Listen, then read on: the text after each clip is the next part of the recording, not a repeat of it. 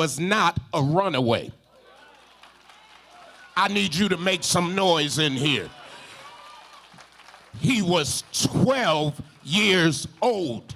If 12-year-old children don't come home, it's not a runaway, it's a missing persons report. He was 12.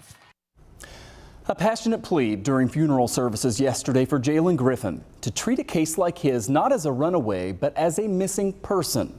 Good evening to you, everyone. You've certainly heard of an Amber Alert or a Silver Alert for older folks.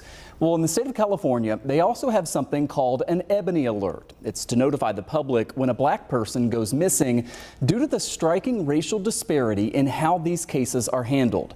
Our 7 News anchor Leah Lando showing us now how, in light of Jalen's case, there is a renewed effort to bring Ebony Alerts here to New York. What kind of evil sees a 12-year-old child and causes him to disappear?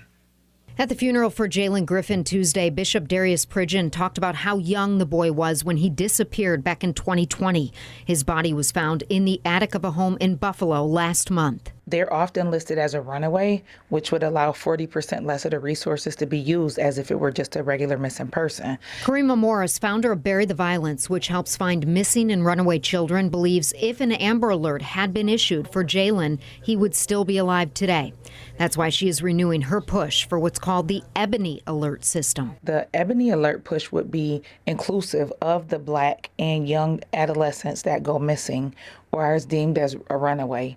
It'll give us the opportunity for a push, whereas we're often being pushed to the side. According to the U.S. Department of Justice, nearly 40% of people reported missing every year are black or African American, but it says they receive less media coverage and are often labeled as runaways, so no Amber Alert is issued. It's not inclusive of different age ranges, which we've had women gone missing and it wasn't an alert for them. There were boots on the ground efforts through community organizations with little to no input from law enforcement. California established the nation's first ever Ebony Alert system in 2023, and Morris hopes New York is next. With the alert, you'll get a push notification.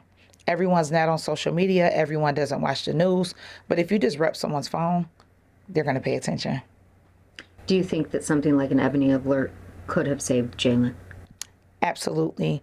He was 12.